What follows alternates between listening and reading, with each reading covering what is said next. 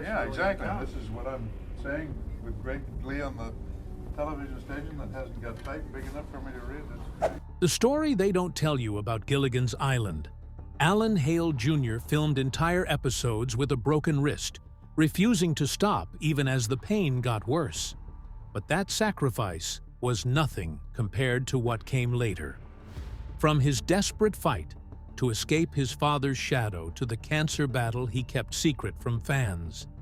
This is the haunting truth about the man behind the skipper's famous smile. Alan Hale Jr. was born into Hollywood on March 8, 1921, in Los Angeles. His father, Alan Hale Sr., was a well-known actor who appeared in over 235 films. He starred alongside Errol Flynn in classic adventures and played Little John in The Adventures of Robin Hood. His mother, Gretchen Hartman, was a silent film actress. Acting was in his blood. From the start, he was surrounded by film sets, directors, and actors. He grew up watching his father perform and learning about the business from behind the scenes. But having famous parents didn't mean he would have an easy career. He had to find his own way. His first time in front of a camera came before he could walk. Like many children of actors, he appeared in silent films as a baby. He probably had no memory of it, but it was his first step into the world of acting. As he got older, he spent time on studio backlots, watching professionals at work. By the time he was 10, he understood more about filmmaking than most adults. He wasn't just a kid hanging around sets. He was paying attention. He was learning. His first real experience as a performer came on stage. In 1931, he made his Broadway debut in Caught Wet. Theater was different from film. There were no second takes, no editing, just the energy of a live audience. It was a challenge, but he loved it. Acting felt natural to him. He knew this was the path he wanted to take. But Hollywood was changing fast.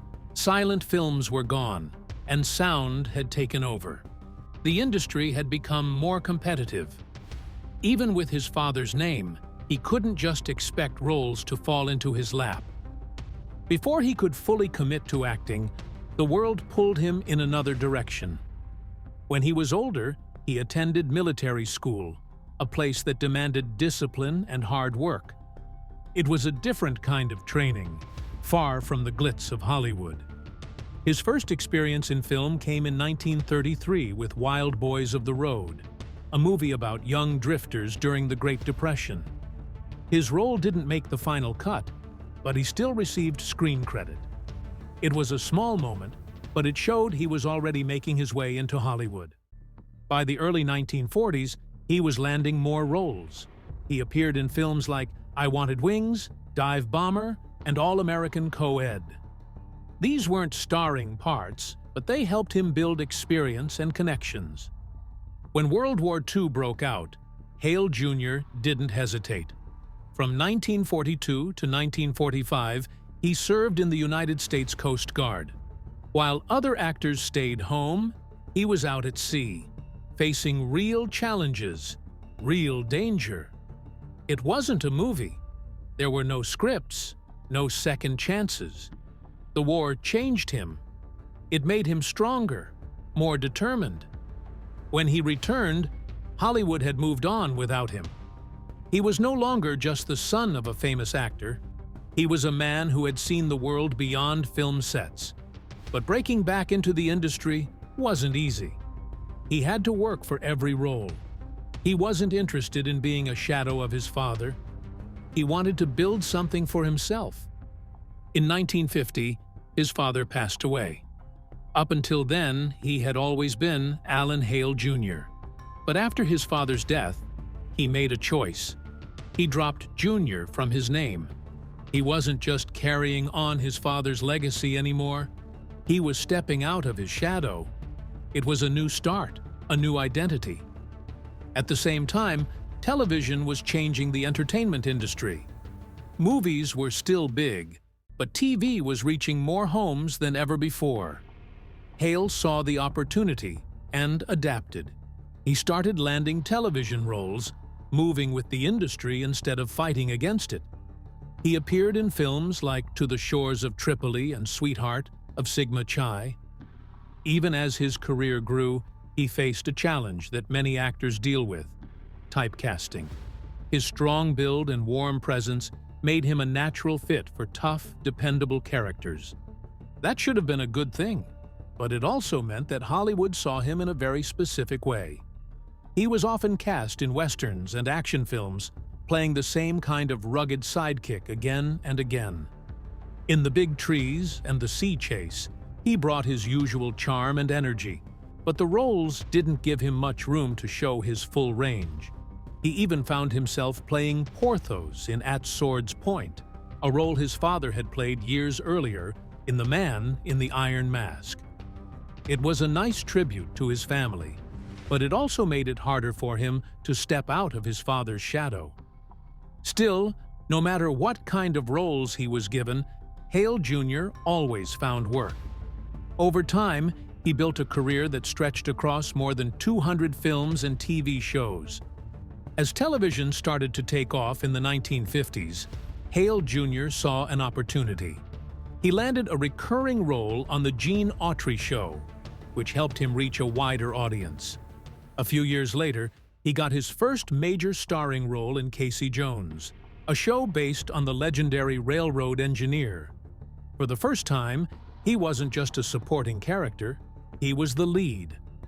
The show only lasted 32 episodes, but it proved that he had the screen presence to carry a series.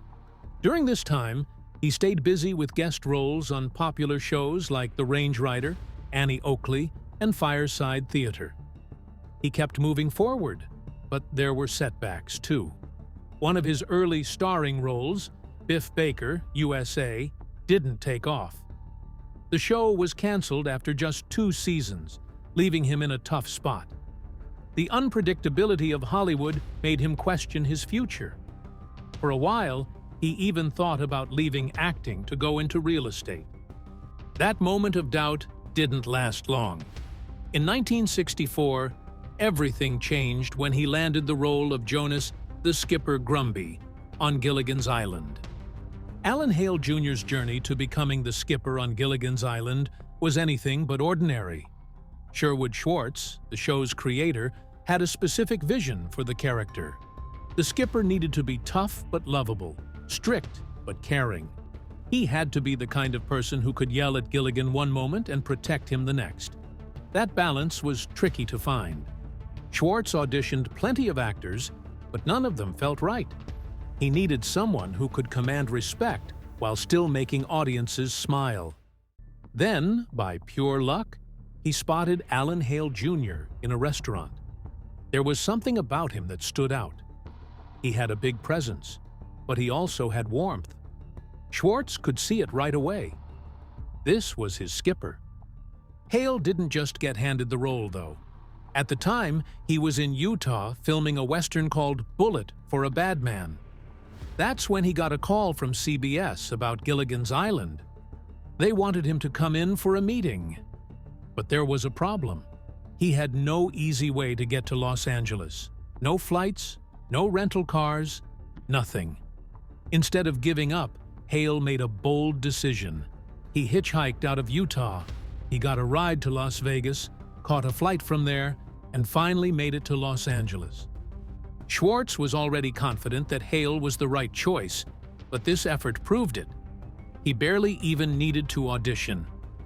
When he arrived at CBS, Schwartz reportedly told him, "If you'd like to be the skipper, you are." That was it. The role was his, but there was still one last test: his chemistry with Bob Denver, who had already been cast as Gilligan. Schwartz knew the show depended on their dynamic. The skipper had to be strict, but the audience needed to love him anyway. To make sure Hale could pull it off, Schwartz set up a special scene. The goal was simple: make the skipper as angry as possible and see if Hale could still be likable. If the audience turned against him, the character wouldn't work. Hale and Denver played out the scene, and it was clear right away that they had something special. Even when the skipper was scolding Gilligan, there was affection underneath it. He wasn't just yelling, he was looking out for his little buddy. That moment sealed the deal.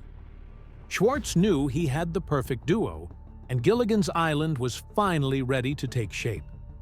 Hale's ability to balance strength and kindness made the skipper one of the most memorable characters in television history. His bond with Denver was real, and that chemistry made every scene feel natural. Alan Hale Jr. was the kind of actor who gave everything to his role. During the first season of Gilligan's Island, he took a bad fall while filming a stunt. He was supposed to land on a crash pad, but he missed. The impact broke his wrist. Most actors would have stopped filming right then, but Hale kept quiet. He didn't want to slow down production, so he just kept working. For weeks, he lifted heavy props, hauled coconuts, and even carried Bob Denver, who played Gilligan. He did it all without letting anyone know he was in pain. His wrist kept swelling, but he never complained. Eventually, show creator Sherwood Schwartz noticed something was wrong.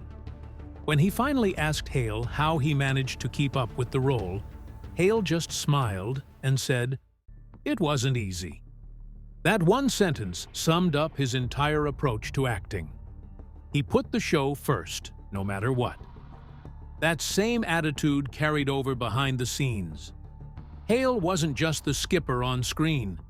He was a leader off-screen too. He made sure everyone on set felt like family.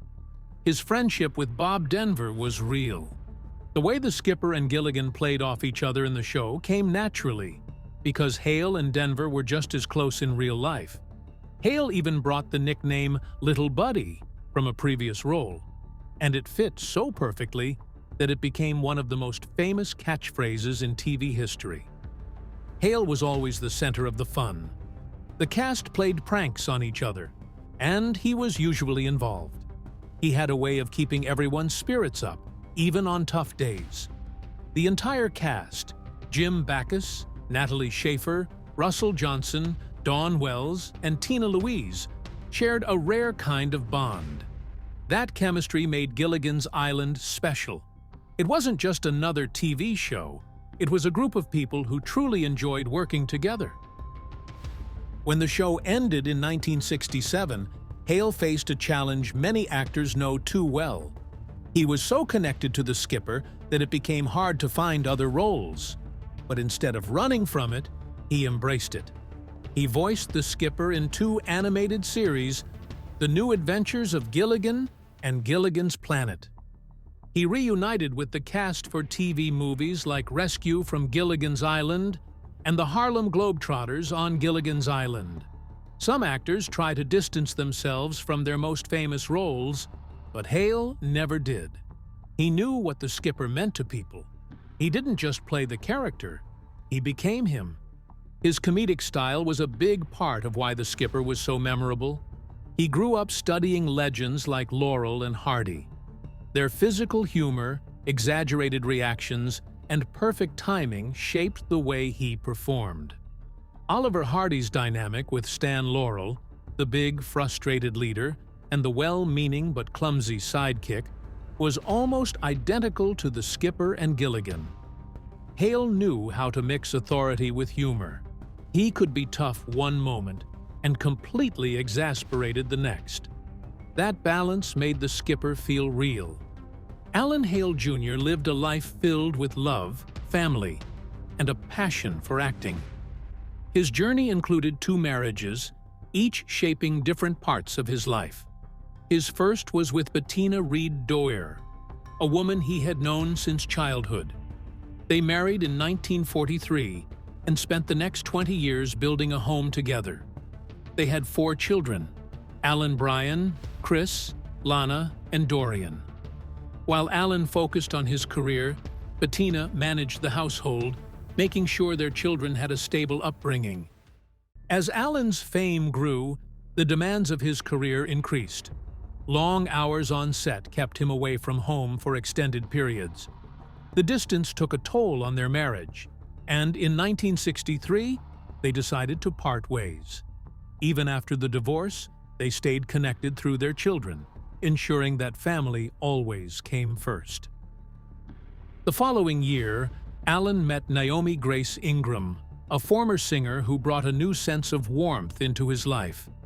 They married in 1964, beginning a partnership that would last until Alan's passing in 1990. Naomi understood the entertainment world, which made their relationship strong. She often accompanied Alan to events, welcoming friends into their home with kindness and grace. Her love for music likely deepened Alan's appreciation for the arts. Their bond was built on mutual support, helping Alan navigate the highs and lows of Hollywood. Through it all, Alan remained devoted to his children. Balancing fatherhood with an acting career was not easy. With over 200 roles in film and television, his schedule was demanding. His most famous role as the skipper on Gilligan's Island made him a household name, but it also kept him away from home for long stretches. Still, he made time for his kids. Whenever possible, he brought them to visit sets, showing them what his work was like. He shared stories from his career, turning his experiences into lessons rather than reasons for absence. Bettina played a key role in raising their children during those early years. After their divorce, Alan stayed involved in their lives, making sure they had everything they needed. When Naomi became part of the family, she helped create a loving home where the children always felt welcome. Despite the demands of fame, Alan always made sure his family came first.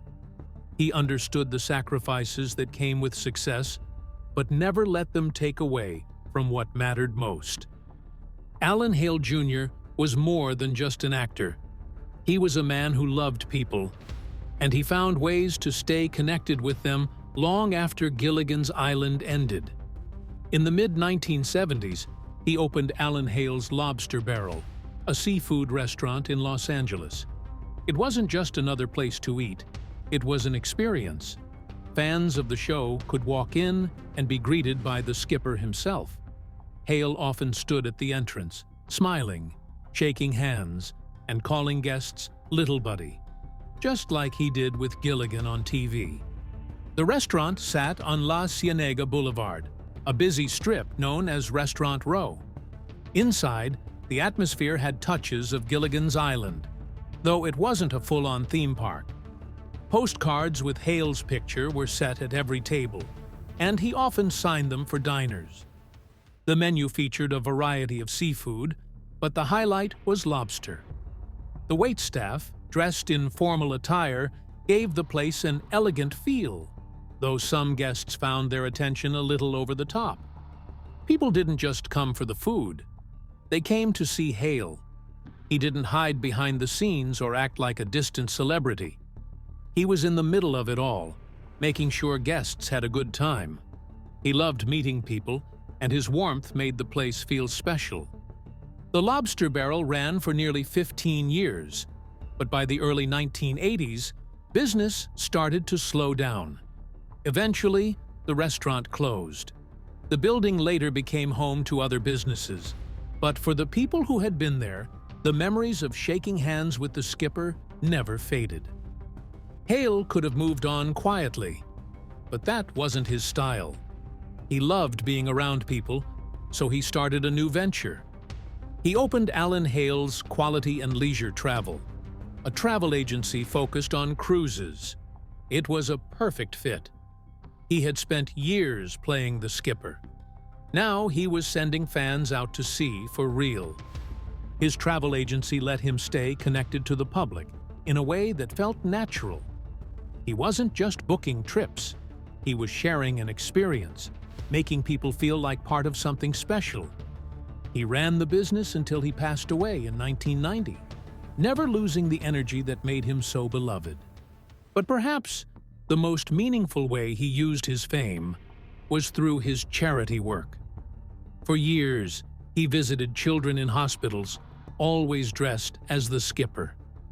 These weren't quick appearances for the cameras. He spent time with the kids, talking with them, making them laugh, and offering words of encouragement. One story, shared by Gilligan's Island creator Sherwood Schwartz, stood out. Hale once visited a young boy who had just come out of surgery. The moment he stepped into the room, the boy's eyes widened in amazement. For a child facing something so difficult, seeing the skipper in real life was like magic. Hale also raised money for charities by donating signed skipper hats and taking part in fundraising events.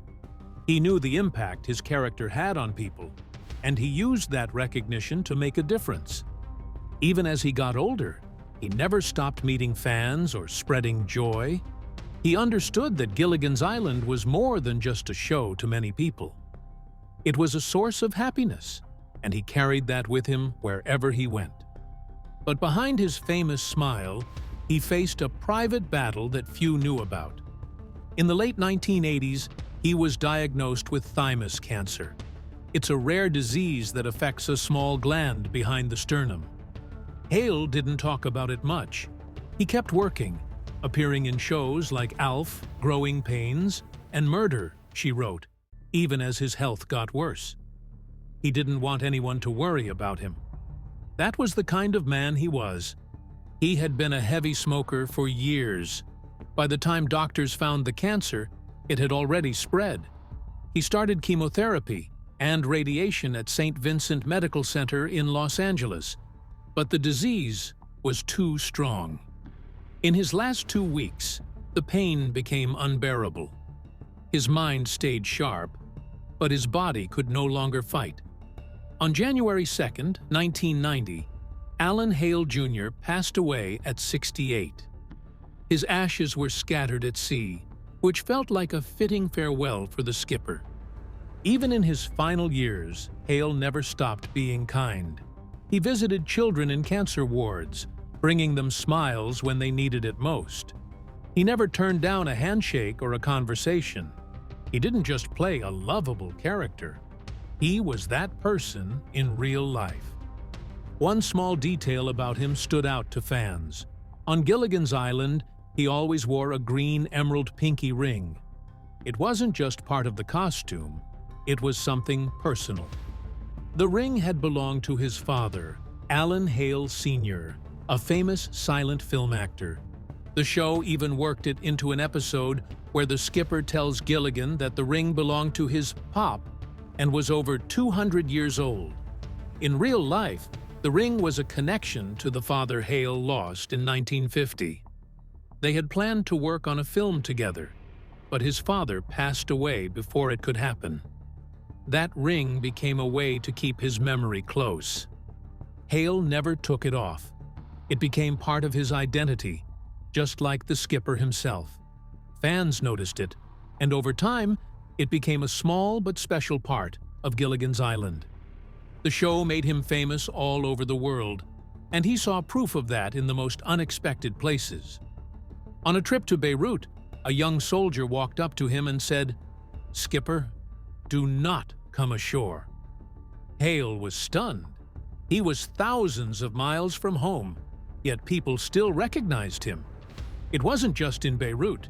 He had similar moments in Japan, Germany, and Spain, where fans called him Skipper Sahib. No matter where he went, people greeted him like an old friend. In 1978, while filming Rescue from Gilligan's Island, he saw just how much the show still meant to people. Fans gathered to watch, excited to see the characters return. It wasn't just a TV show to them. It was something personal. Some actors tried to distance themselves from their most famous roles. Hale never did. He embraced it. He visited hospitals, attended fan events, and never turned down a chance to bring the skipper back to life. Alan Hale Jr. passed away on January 2, 1990, at the age of 68. He had been battling cancer of the thymus, a rare and aggressive disease that affects a small gland behind the sternum. Despite undergoing chemotherapy and radiation treatments, his health declined rapidly in the final weeks of his life. His agent, Steve Stevens, recalled that Hale had remained optimistic for most of his illness, only admitting how sick he truly was about 5 weeks before his passing. The speed of his decline was heartbreaking, but it was also a reflection of how unforgiving thymic cancer can be. Symptoms like chest pain, difficulty breathing, and a persistent cough often don't appear until the disease is in its later stages, making early detection difficult. Even as his condition worsened, Hale remained active in the entertainment industry for as long as he could. He loved acting, and he loved making people smile. That energy and warmth were what made him so beloved both on and off the screen. When he finally became too ill to continue, he spent his last days at St. Vincent Medical Center in Los Angeles, surrounded by close friends and family. After his passing, a memorial service was held to honor his life, but something surprising happened. Only one Gilligan's Island cast member attended. Dawn Wells, who played Mary Ann, was the only one from the iconic show to be there. It wasn't because the others didn't care. Life had taken them in different directions, and not everyone could make it. But Wells's presence stood out because of the special connection she had with Hale. She had always spoken of him as a father figure, someone who looked out for her both on and off the set. The day before he passed, she visited him in the hospital, saying her goodbyes in private. It was a deeply personal moment, one that stayed with her long after he was gone. The memorial service itself wasn't just about mourning, it was about celebrating Hale's life. He had brought joy to millions as the skipper, and that was how he wanted to be remembered. Though the Coast Guard offered a full military service at sea, his widow, Naomi Ingram, honored his final wish instead. Hale had always loved the ocean, so his ashes were scattered into the Pacific, allowing him to remain forever tied to the water he had loved so much. Even in death, Alan Hale Jr.'s legacy continued. He was more than just a television character. He was a warm-hearted, larger-than-life personality who made everyone around him feel welcome. His passing marked the end of an era for Gilligan's Island fans, but the impact he left behind ensured that the skipper and the man who brought him to life would never be forgotten.